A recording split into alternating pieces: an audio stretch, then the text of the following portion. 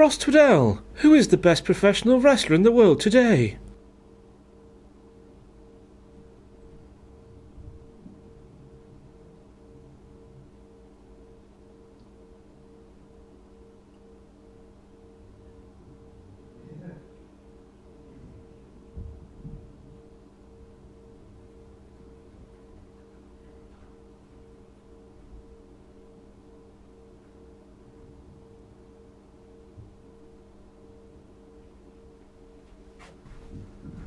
It's Will Ospreay. WTF!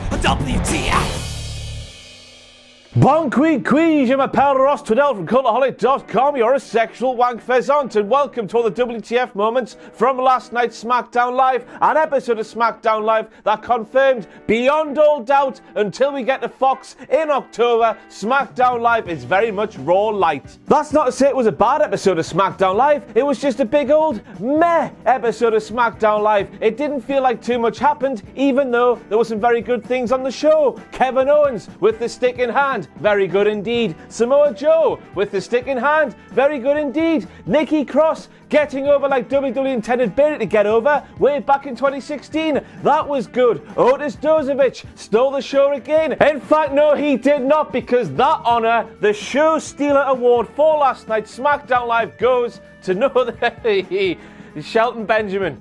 Your guess is as good as mine. And we kick things off with Byron Saxton, who can only imagine what Kevin Owens has up his sleeves here tonight on SmackDown Live. What sleeves? Good God, Kevin Owens. Now, if Dolph Ziggler wasn't already dead, which he very much was, then he certainly is now, because Kevin Owens killed him twice during that opening segment to last night's SmackDown Live, as he took the sentiments from every single person watching WWE over the last few months, wrapped them up in a nice French-Canadian ball, and then spewed them right in between Dolph's eyes. First of all, we have Kevin Owens going all Radio Rental, going all Avril Lavigne on Zigglypuff's arse by telling them, you've got to get over it. Sick burn one, boom! And then that prick Ziggler made a fat joke by claiming that Kevin Owens looks like he should be entered into a hot dog eating competition, to which Kevin Owens replied, I am a fat bastard, but if I was entered into a hot dog eating competition, I would win, which is more than could be said than you, Dolph Ziggler, when it comes to professional wrestling matches. Sick burn number 2.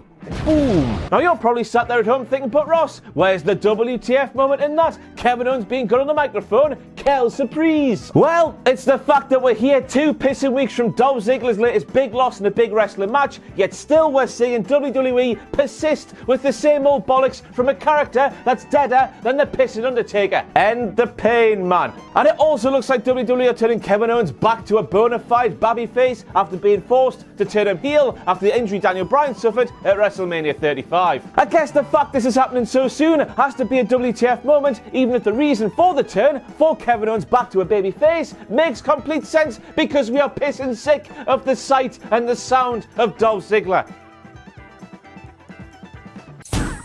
Oh, that's better.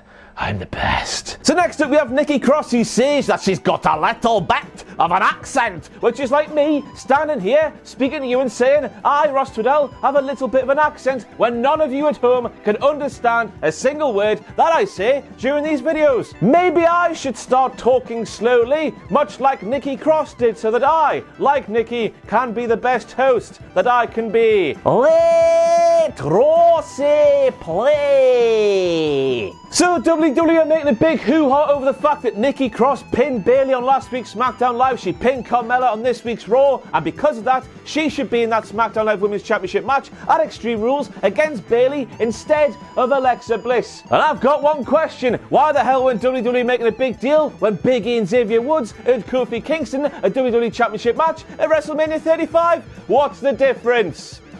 There isn't one. Samoa Joe's promo from this week's SmackDown Live, which I shall be mumbling about in a few minutes' time, just made a hell of a lot more sense now, didn't it? Now I'm going to say this now, and I'm going to stand by my words.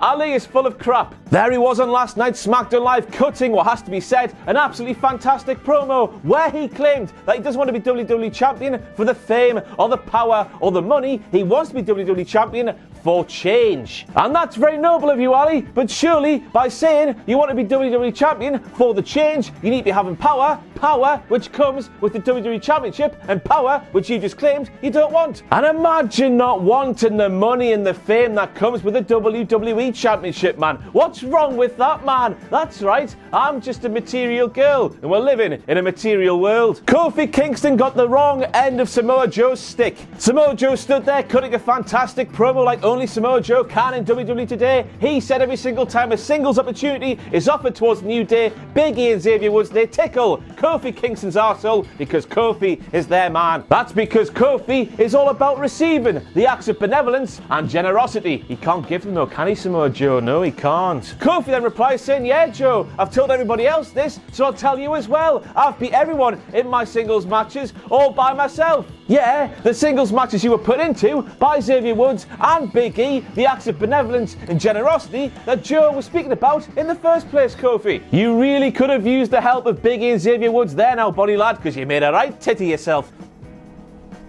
I don't know, but did you hear the story about the giraffe with the sore throat? Don't worry about it, man, it's too long. Swearing commentators, pregnant ladies, and now we have a finger-flicking supposed role model of a WWE champion. I am shocked and appalled, WWE, and quite frankly, if I had children, I'd be calling the PTC and ringing up Barry Buchanan and his pals. Next time I see that son of a bitch, I'm not going to send him to a hospital, I am going to send him to a morgue, said Bobby Lashley with all the charisma of a brick. So first of all, for the second time in 2 days, we have a WWE superstar on a WWE show using the word hospital in place of a local medical facility. Do the people backstage working in WWE today not understand that hospitals are places where people go to die? Whereas a local medical facility, that's so much better and so much different. It's a haven of tranquility where you have unicorns dressed as Mantar soothe you back to health. Also, Bobby the Bath Turd just claimed he was going to kill Braun Strowman next time he sees him, so I hope the coppers saw that promo on last night's SmackDown Live and do something about it before Bobby kills another man. And now it's time for this. Wankety wank, wankety wank, wankety wank, wankety wank, wankety wank, wankety wank, wankety wank. Hello and welcome back to Wankety Wank, the section of WTF Moments where I have missed a WTF moment you have pointed out, and I give you all the credit because you deserve it. Thank you to Stephen Moster for telling me things about hell that I didn't even know about. We learn things here on WTF Moments, we really do, kids, don't we? Made a grave mistake, Corey. Here's a direct quote from Corey Graves from last night's SmackDown Live. To me, this rivalry has been a microcosm of both these superstars' careers. Non-existent? Did you know that Apollo Crews and Andrade were feuding at the moment on SmackDown Live? Because I certainly did not. And I tell you what, Corey, that's really harsh on Andrade. He's had some good matches and stuff. Apollo's crap though. Great counter by the future of WWE, said Tom Phillips as Andrade did some flippy wizardry to reverse a move. Just like this. And then Corey Graves piped up to say Apollo might be the future, but Andrade is the right now. Now obviously this has to be a WTF moment because Corey Graves, he got the wrong man. Andrade is the self-proclaimed future of WWE. Apollo is just Apollo. But there's much more to it than that. Corey Graves sat there on last night's SmackDown Live and claimed that Apollo, who was perhaps the only man alongside The Ascension and Mike Kanellis who is deader than Dolph Ziggler is currently in WWE today, is the future. The future of what? And now it's time for a rather sobering thought. It's that Andrade, the future of WWE, needed the help of Zelina Vega to defeat Apollo Crews. Now I know that Apollo Crews is a fantastic wrestler, but in terms of WWE kayfabe, we have to assume that Apollo is absolutely stinking rotten goppin'. Due to the amount of times we see him throughout the year. I see me dad more times, and he died in 1996. Which is actually true, and I don't know why I'm laughing about that. What I'm saying here, boys and girls, as I lose myself in all kinds of nonsense, is that match on last night's SmackDown Live was not a good look for Andrade. Remember the days when there ain't no stopping Shelton Benjamin, no? Well, they're long pissing gone. Shelton Benjamin is now stopped, dropped and confused by a simple question as to who will do better at Extreme Rules in the WWE Championship match. Either that, or Shelton Benjamin knows that Brock Lesnar, his friend, the Minnesota Wrecking Crew, and all that malarkey, he knows that Brock Lesnar is going to cash in on Kofi Kingston in the WWE Championship match at Extreme Rules, and he's going to break our hearts and make us all sad. The background is green, for Christ's sake. The clue is there. Hack. And next up we have Tom Phillips doing what Tom Phillips does best, and that is face fornicating the poo out of a line on commentary on SmackDown Live when he claimed that Dolph Ziggler is a bona fide main eventer. Move on. And next up we have Daniel Bryan wondering why Heavy Machinery were in that match on last night's SmackDown Live with a chance to qualify for the triple threat match for the SmackDown Live Tag Team Championships at Extreme Rules, when Daniel Bryan and Rowan beat them hands down at Stomping Grounds, where we kicked ass and took names.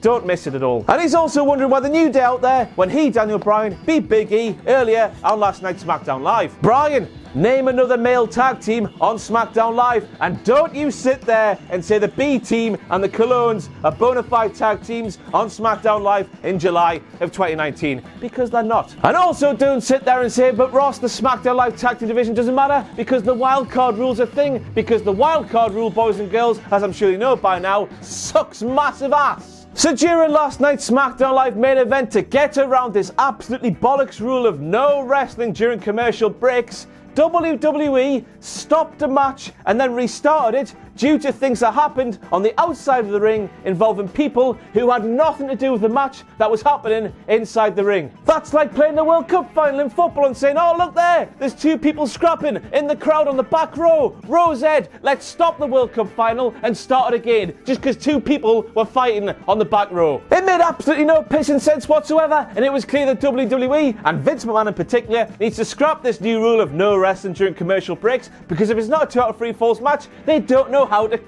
They don't know what they're doing.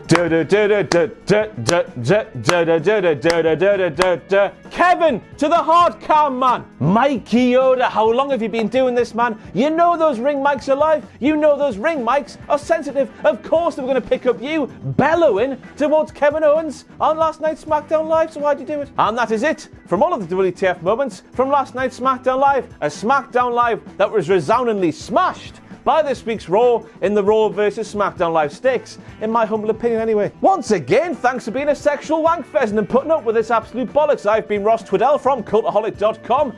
Bye! Thanks for watching. Let us know what you think in the comments below. You can follow us on Twitter at Cultaholic. You can find us on Facebook at facebook.com/Cultaholic. And if you enjoy what we do here at Cultaholic, you can play us from our Patreon page, patreon.com/Cultaholic. Hit subscribe and join us